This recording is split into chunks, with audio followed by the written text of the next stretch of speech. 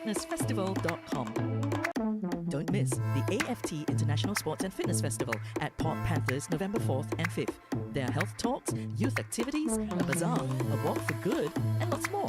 Entry is free. For more details, go to sportsfitnessfestival.com. Don't miss the AFT International Sports and Fitness.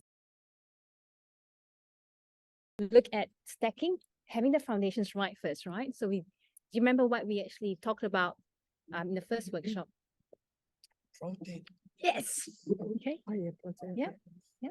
So, So before I did, I meant to introduce myself. So my name is Theresa. I'm a pharmacist, a health coach, and a podcaster of the Enlightened Pharmacist. Okay.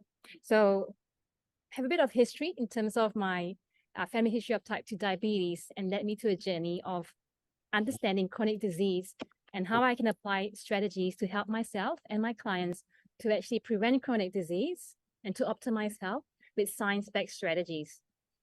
So today we're actually going to put everything together.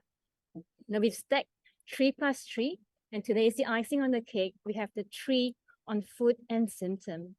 So how many of us have got signs and symptoms that we normalize? A headache here, aches and pains. It could be after a workout in the gym, or could it be something else? So our body can be very talkative. It can tell us when things are not 100%. And when we ignore it, we've learned today about the continuum of disease. And if we actually continue with this inflammation cascade, this forest fire becomes a worldwide fire. And then you have the debris and the scarring, and it has that point of no return. Yeah. But this is a good news story, right? Because with Natasha Bedingfield, she said that today is when you actually start, when your book is unwritten, and we can start from today onwards. Is that okay? yes. Yes. Okay. All righty. Positive. So from my family history, because of my grandfathers, they both had consequences of type 2 diabetes. So my father's side, he had a stroke, and he was actually bedridden for the rest of his life. Okay, so we want to see how we can actually keep that at bay. And so I've done some research to help us stack. I've got 24 strategies, and I've dug out like the top 9 that's going to help us have the foundations, and we can stack up and improve our health. So we know that prevention is better than cure, and now we know why. Okay. So let's have a recap, and then we're going to go through 3 of the top food triggers that my clients have seen a big difference. And sometimes if it doesn't, why is that so? And what's the underlying reason for disease? So we're going to unpack that as well. Okay. So today's session is very interactive. Okay. So my friends here are going to help me. So we've got Phil, Ula from Port Macquarie. Okay. And then we have Vanessa. Yep. Chris. Yep. From Sydney. Yeah. So we've got Australia versus country, as well as you at home there as well. So welcome. I'm glad you can join us today. Okay. From Port Macquarie. Facebook with Right. Moving on. Quick quiz.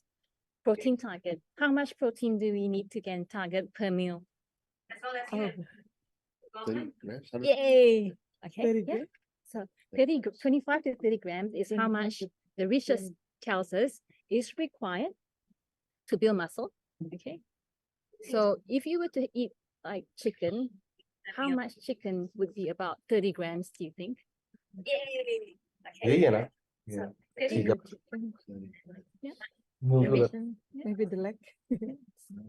300 grams. Yeah, so a bit more is not weight for weight, right?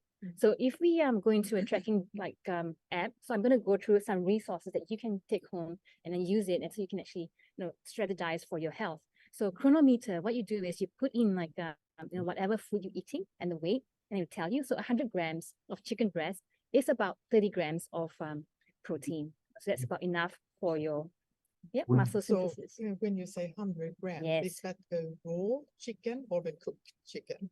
Excellent. Do you eat raw or do you eat cooked chicken? Cook. Yes. There you go. Okay. Okay. Good. Yeah, that's Yeah. a good question too. Yeah. Okay. Good. Right. On this side, New South Wales. Okay. Yeah. Macquarie against Sydney. All right. So Sydney, hydration. Okay. How much water do you need to drink? I know. Yes, Vanessa? Minimum 2 liters. it's a good round, like a round figure, but individualized. How do you personalize 10 glass. 10 glass? Anything glass, else? How 50 what milliliters. would you look at? You know, Port Macquarie, got any ideas on what you're gonna look at? Green. Yes. Okay. What is it? What's a good color?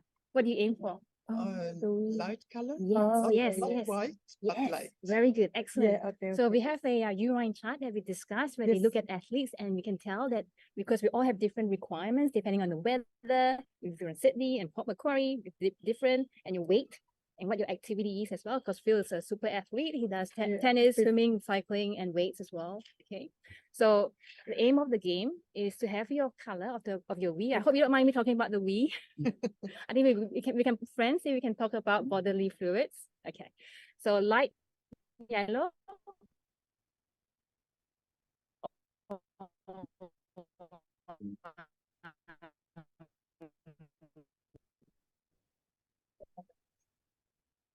Strong color. We can skip that. Okay. All right. Next one. Okay.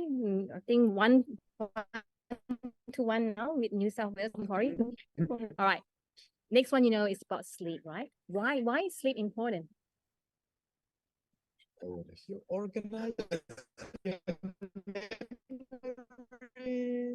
It's important, isn't it? Yeah. So we know that inadequate sleep is a risk factor for dementia. So brain health is important. So, bonus points because brain health and sleep is What about- correlated.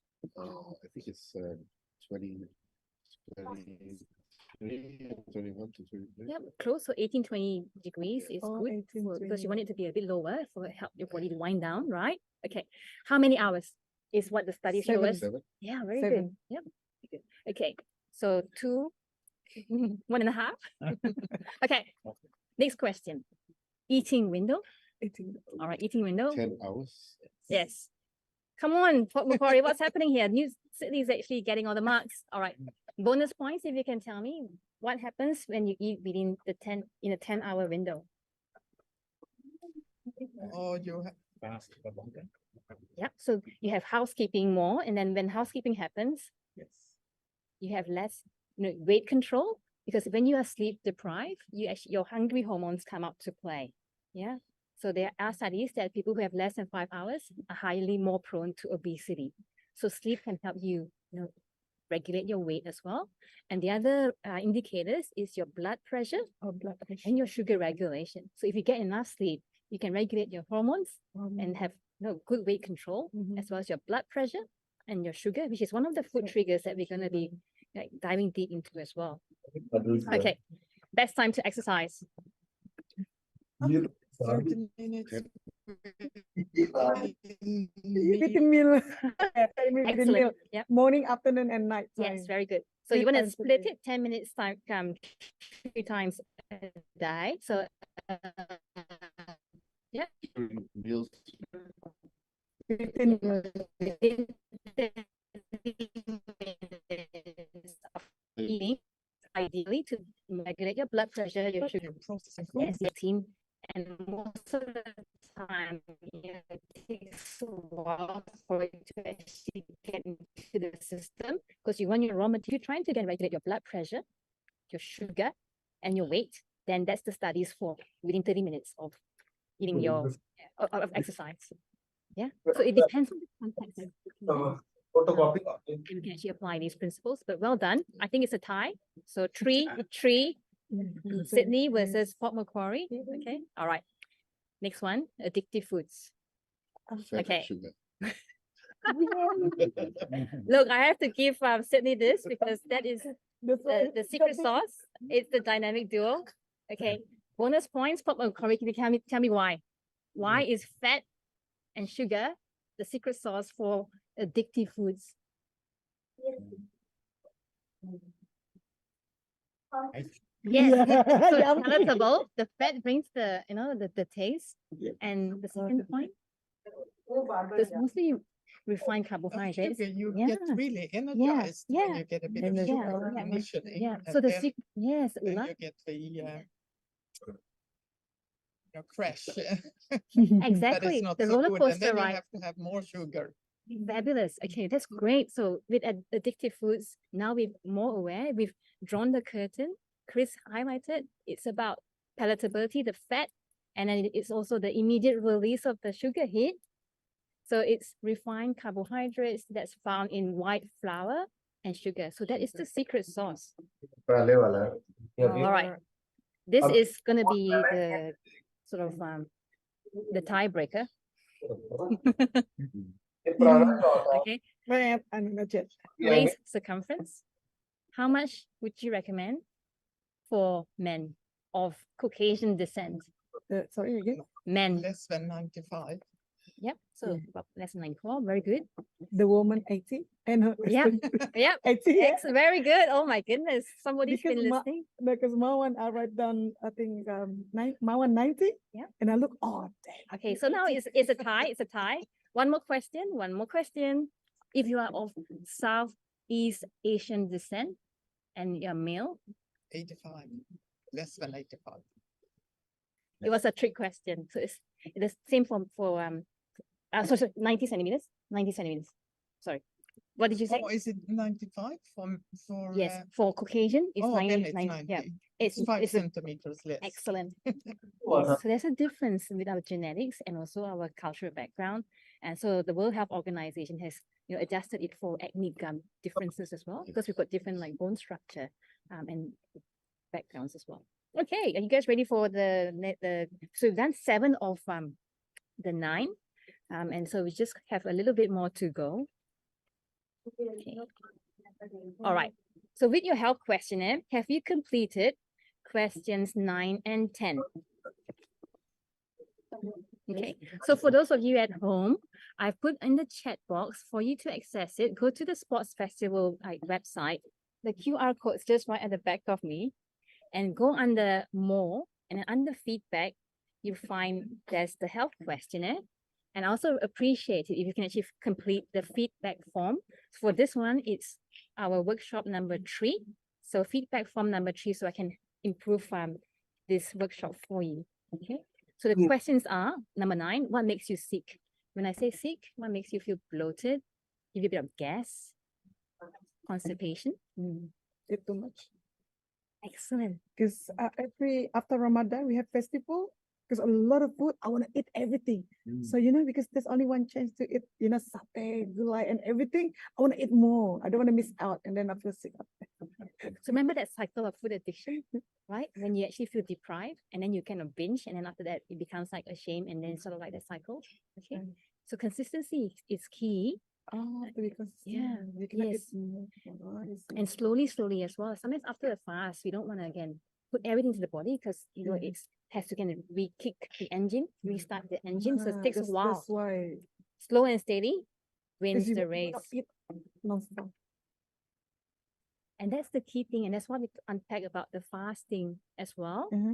Remember, if you have if you eat all the time, then your mitochondria, which is the cell that converts the food to energy, is overstressed and overworked. And if you get 24-hour access to food, so our poor mitochondria, it's in the capacity to again convert the food to energy. It goes on strike. And my podcast guest, Dr. Matthew Phillips, he's a brain neurologist, brain specialist in Waikato in New Zealand, has found a lot of amazing results just by fasting and giving your mitochondria a chance to actually reset. And that's when actually can reverse a lot of the symptoms. And that's conditions like Alzheimer's dementia, Parkinson's disease, even brain cancer, because it's all about how much, we stress and inflammation we exert on our body. Okay. And question 10 is quite important, And a lot of times when I ask these 2 questions, these are the questions I ask my clients. They can tell me straight off what foods make them sick. Okay. So a lot of times when I ask that question, they tell me that bread is a bit of a problem, white bread in particular. And sugar is very hard to avoid. Yeah. So in fact, your body already knows what's makes you sick. It's about asking the right questions to bring it all up. Okay. So I'll give you, if you all completed the questionnaire, you know how you've got your 9 and 10 yeah. completed. Okay, so I hope at home as well, you've got the questions 9 and 10. All right, so food trigger number 1, and no surprise, is sugar. Even Vanessa.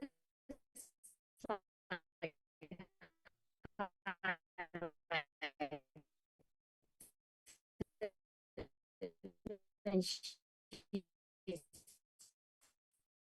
has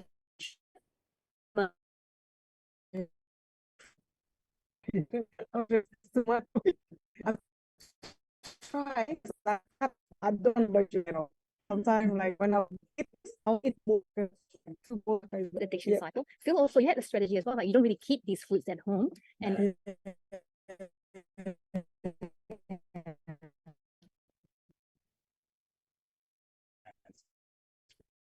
no sweet Yes, biscuits. I did. I soft drink, Yeah. I chocolate, salad. Yeah. And all the foods you've highlighted, they have the secret sauce, right? It rewires our brain, and it really affects our addiction part of the brain. So it's Should the sticker on the fridge, no chocolate. Remember, if you eat chocolate, They always put it in the front of the like when you pay first. Mm. don't try to put a lot of chocolate and soft drink. We should Yeah. put the sticker on it. Because Yeah. oh no, not chocolate today. You open the fridge and you can see mandarins and apples and carrots. Yeah. We should try. Yeah. very nicely done. So But I listen to something the other day to ask yourself, what do I want to eat? Instead, you should ask, what does my body want? And Yes. and then you get a different answer, and sometimes you might be able to pick a better choice. it's all about asking the right questions. So when you ask yourself what your body wants, what does it want? Ula? Healthy food. Healthy food, yeah, me too. The body knows. Yes. Your body knows what is important to you and what you need to eat. So I have chickens in my backyard, and they never overeat. Oh, really? The chicken? So whenever I give them like feed Mo- enough, because they have an automated feeder where they can just help themselves. It's never empty. Yeah. So you can learn a lot from chickens. That That's what I learned from you. Oh, they go to bed. And that's what we learn with our sleep when we have the detoxification. And when I was mentioning the brain function, the memories and consolidation. So look, yeah, if the chickens can do it, do you think that humans can do it? Okay. So sugar is bad with for our body because of inflammation. So when you can cook up sugar and you heat it up, so that's the same as us. We're about 40 degrees. You put the sugar in, it becomes caramel and becomes sticky. oh, And that's why nerve and stuck in our bodies. Oh, okay, I see. okay. Yeah. 40 degrees. You repeat again. So, yeah, you put the sugar and you cook it. It just becomes caramel slice. That's what it is. And then when you keep it for a long time, what happens? Yeah, because and then you put it in the fridge, it becomes like lard. So that's what's happening to In our sugar. body. It's like shards of glass, and you can affect kidney disease is very prevalent in people with type 2 diabetes, as well as your nerve endings, because everything sticks together. Eyes as well, right? Yeah. Okay. So women with sugar, unfortunately, it increases risk of wrinkles and belly fat. Okay. And the whole biology of cravings, we've learned the roller coaster ride. When you have that drop and that dip, then you want someone to get up, and then it just becomes a vicious cycle. And we know that if you have too much sugar, they've had mood swings in hangry recently. You know how when you've eaten something and then 30 minutes later it feels like you didn't actually eat it because there's a big bit of a hole in the gut. So that's when you eaten something that is got a high glycemic load, it goes up and it goes down really fast. So we want something. So we keep desserts as treats. You know that. Okay. I recommend about a teaspoon of the sweetener per meal. Okay, so a quarter of a teaspoon is minimal. And if you have to have sugar, I would avoid artificial for the reasons we've discussed with type diabetes. It starts up your sort of like sugar mechanism, that even though sweet, you don't really feel fulfilled after eating it. Plus, it can affect your microbiome, which is your like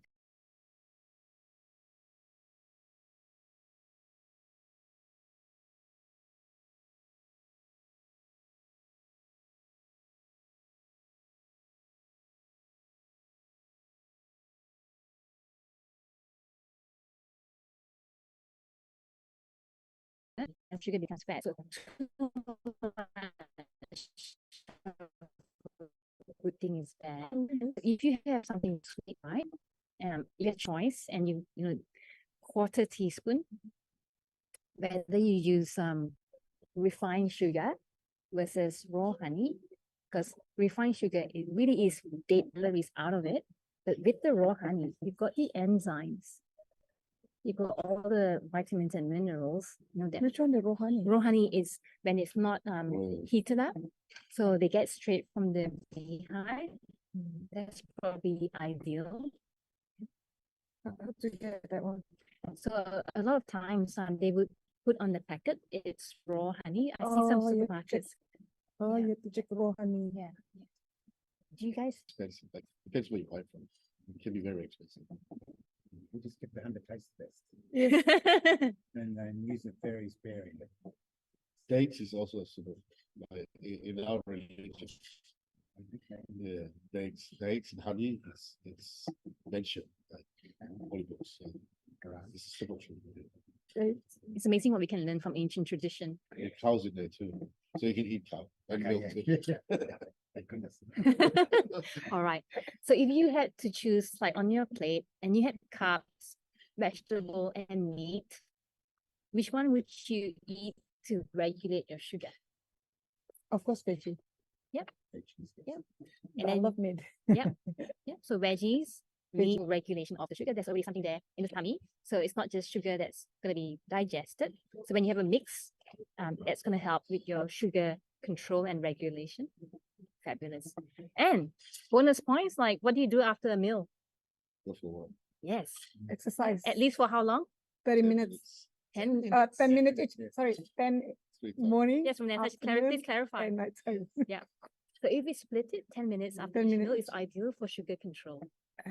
Which is easier, quite easier to do than Yes. 30 minutes Just around each the time. clock. If 10 minutes, we can stay at home and walking around. No Exactly. problem. Yeah, no Go problem. up and down. Yeah. Yeah, just go around the block, around your house. Yeah. You can do whatever you minutes. you feel like, Vanessa. Going up and down is okay. As long as 10 minutes. Okay. That's easy. When my parents, when I was a child, often went for a walk after dinner. Oh, that's good. Yeah, No wonder they, yeah. go for a walk. I had We've lost that, isn't it? All the kids at We child. go and watch TV instead now. Yeah, that's right. Walk to the lantern. Okay. So the second trigger that I promised that we're going to discuss is histamine. Okay. What do you know about histamine? Well, it's an you can get allergy. Yeah. Exactly. So hay fever season, somebody pops a antihistamine because it reduces the histamine. And why do you need an antihistamine?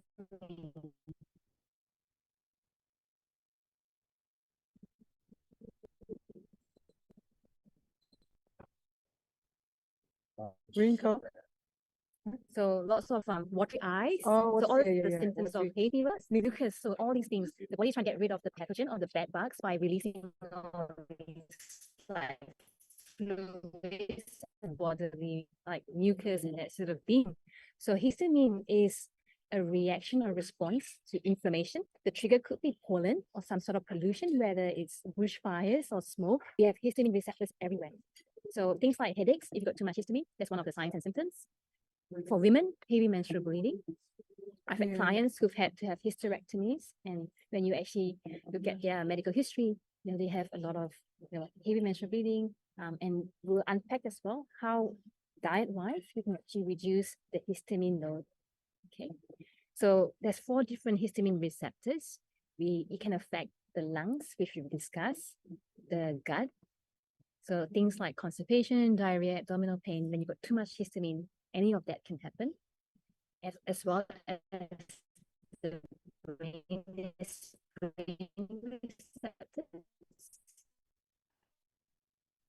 It can affect your neurotransmitters. So I mentioned headaches, as well as it can all be affected by histamine. So all parts of the body cannot escape from histamine, okay? Even the skin. So we can get histamine from our diet. So histamine is a byproduct of bacteria degradation of food. So when they break down food, they will release histamine. So you most likely will find histamine in fermented foods. So you know how kefir, kimchi, kombucha, vinegars, yogurt, they're meant to be health foods and very good for us. But for some people who have a really big burden of inflammation, which we will unpack more, histamine can be a problem. Okay? And things like your canned foods, your canned sardines. So just be aware that your histamine load can increase. And already if you have bodies producing all this histamine, then you've got more histamine from the food, so the symptoms are only going to get worse.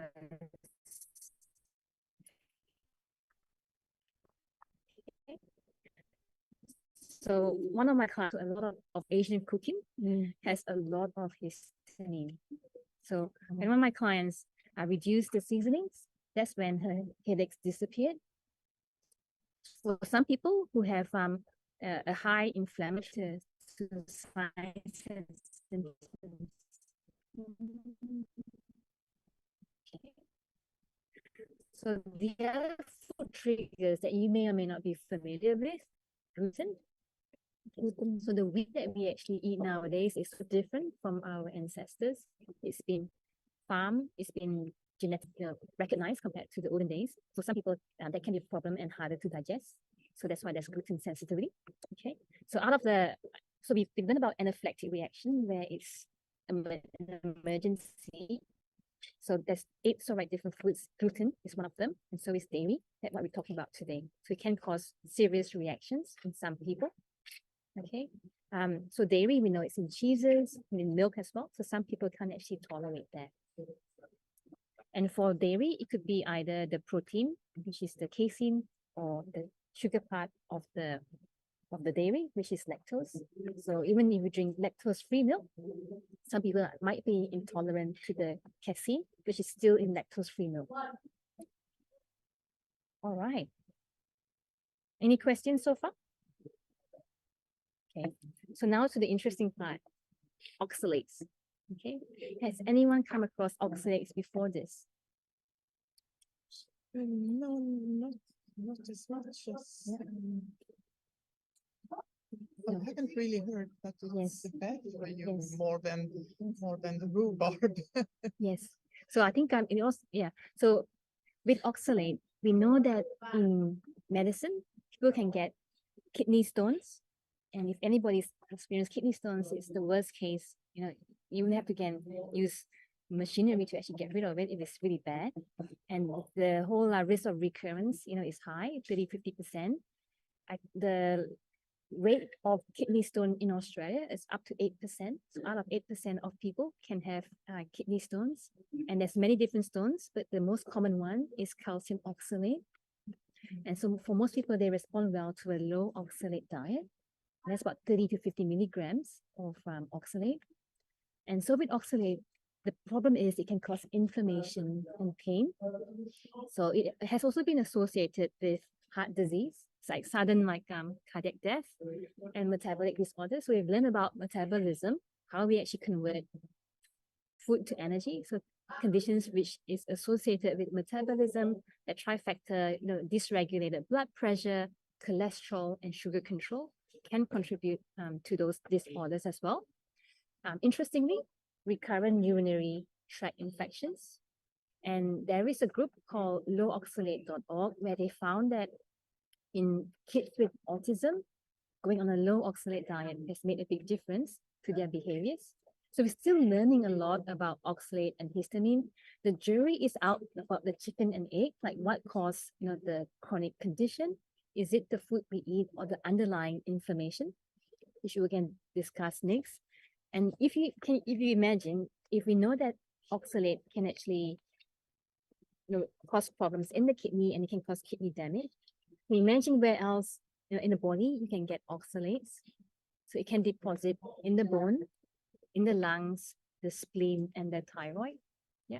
So on my podcast, The Enlightened Pharmacist, I interviewed Sally Norton. She's a nutritionist, and she had over 10 years of conditions.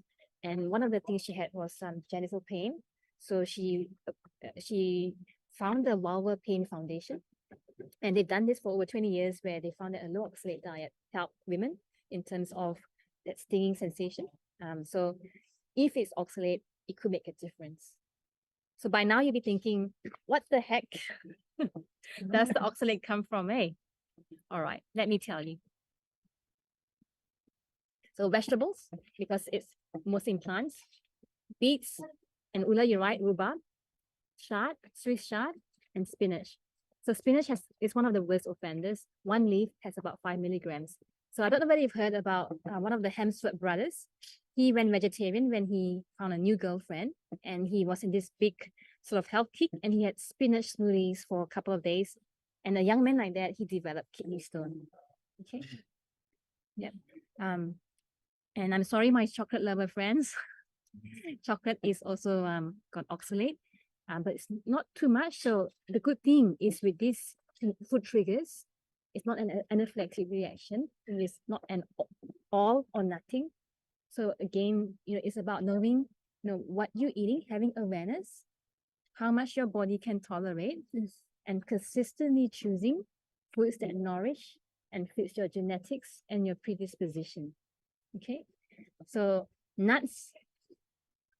If you're a nut lover, one of the worst offenders is almonds and peanuts. So that's your peanut butter. And who doesn't like peanut butter? Okay.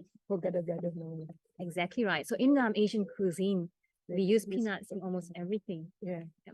Vietnamese, Malaysian, Indonesian, all Asian. They use peanut. Even the main peanut oil. ingredient, yeah. Exactly right. And if you're a egg snack eater like myself, you find that all the chips, your potato, What banana, any chips, Any chip?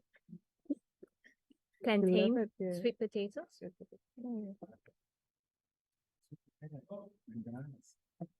chips when they deep fried and as snacks. Yeah. So the whole banana will have less. So if you Google low oxalate diet, you'll find a whole list. And there's variation because the soil content and the season and how they actually farm the product as well. So you can find you find a variation when you actually do Google search on low oxalate. So what it is about how much your body can tolerate. So I was a potato chip addict. So once you start, I couldn't stop. Okay. So I hope this story will help, because what happened was, as a pharmacist, I went to a health coach, and so they asked me some questions. So we know that questions are very powerful. So one of the questions was, what did you get from your potato chip? So growing up in Malaysia, my grandparents, they looked after me at preschool because my parents were in rural and remote Malaysia. So they would pick me up, and there's this roti man, which is the bread man, who'll go on his motorbike and he'll honk, and then everyone in the neighborhood knows he's in town. So my grandmother would buy the weekly bread, but she also buy me a snack. So my little 5-year-old must have put 2 and 2 together. Love means snack. So it's my comfort food. So a great question to ask is, what do you get out of whatever food that you crave? And the second question is, if you continue like this, how will this serve you? So me, I have a history of fatty liver disease, and the more fat I have, it's going to again destroy my liver, and it won't be able to function, and it's a very vital organ. So if I continue like this, it would not serve me at all, right?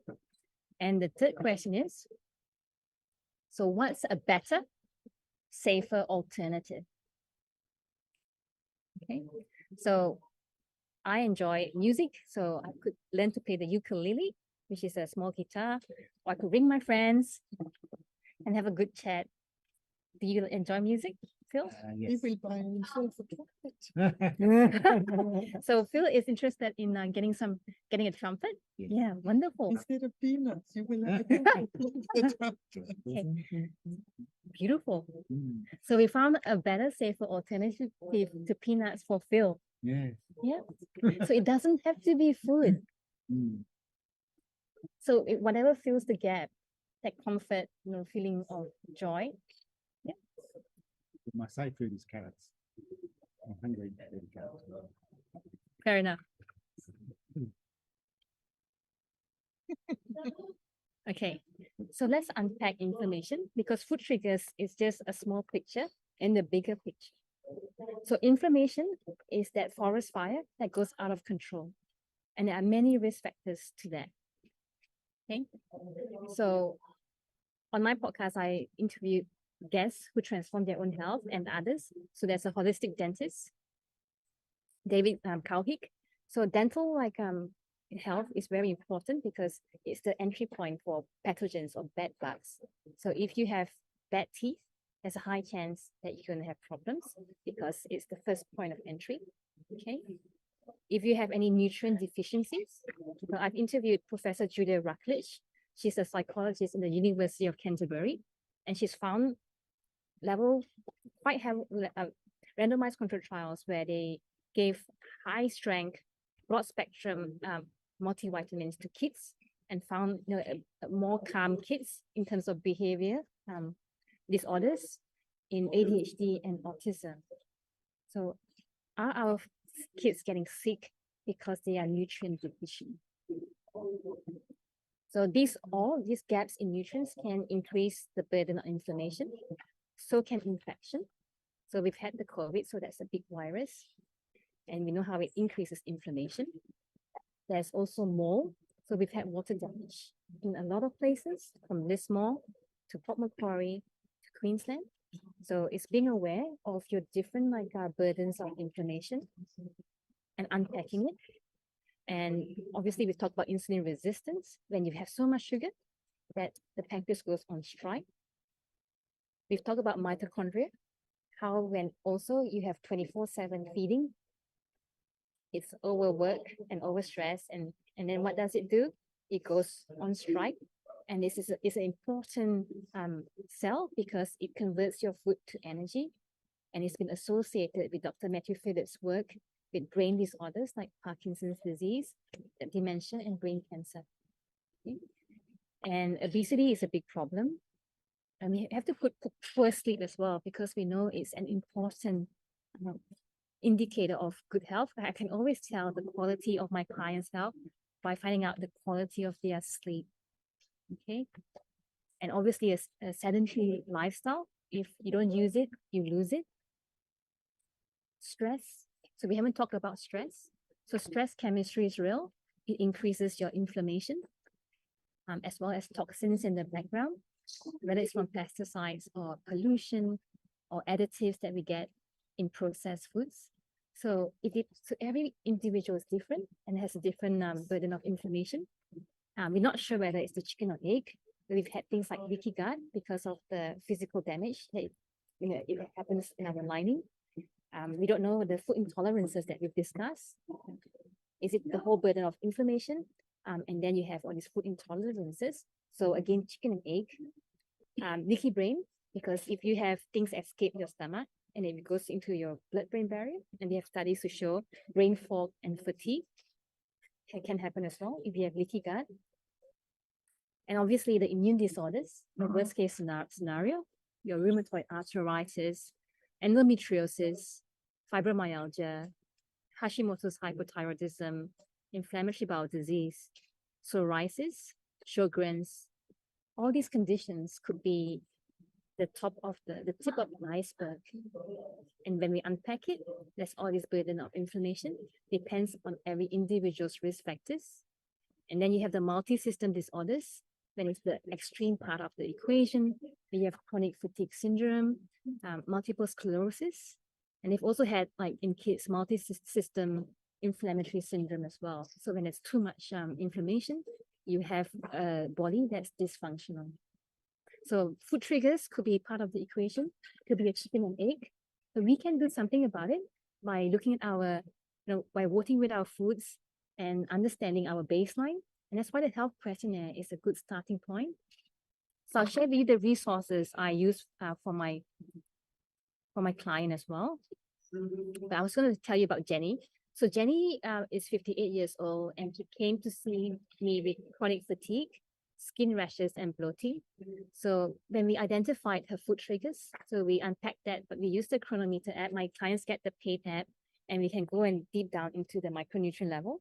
So from the medical symptoms questionnaire, there was a lot of histamine.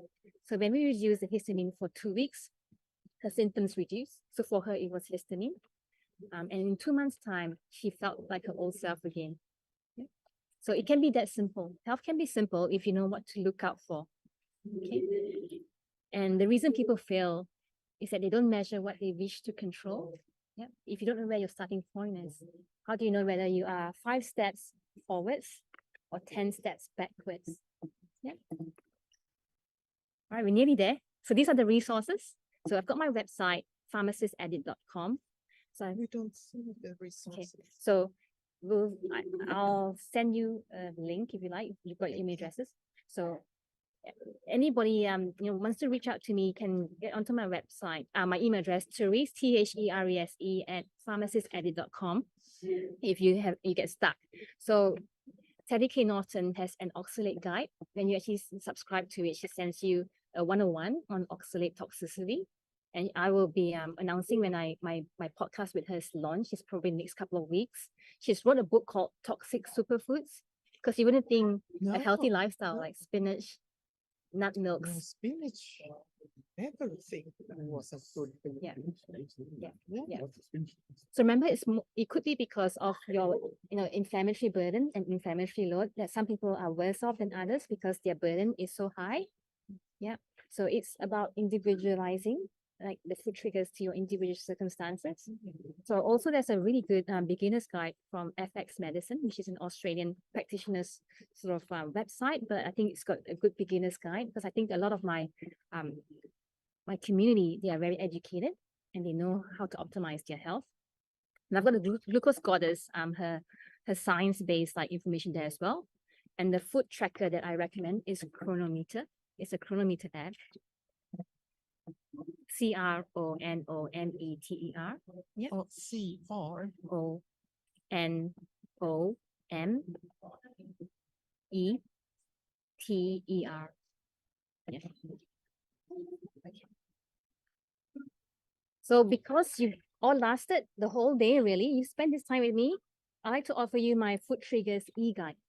It's a guide that I actually wrote for my clients in terms of the different food classes, what they are, and how to actually eliminate, because you don't want to do an elimination diet for far too long, because the aim of the game is to have as much diversity. So I put down a triggers guide that you can actually access. I'm very happy to share with you. So it's the triggers guide. It tells you how to actually reduce it. It has a shopping list and a meal plan as well, if you want to do it yourself. Okay, so this, I think I forgot to actually mention that I'm not a medical practitioner, but what I do as a pharmacist and a health coach complements what the medicals do, but should not replace medical advice and treatment. So always consult your health practitioner for medical advice and treatment. Okay, so thank you so much for your time. Also, because there's no one size fits all diet, you can also have a 30 minutes like personalized health chat with me so that we can have a look in your individual circumstances of all the 24 strategies I have. What else would actually work for you as well? Because I am committed to finding my 10,000 individuals. It is really hard to find people who want to do preventive health. I have to start somewhere, so I'm looking for volunteers. Okay, so thank you so much for your time. I hope that you've learned a lot. And I'd love to get your feedback. So send it to Therese at pharmacistedit.com and enjoy the rest of your day.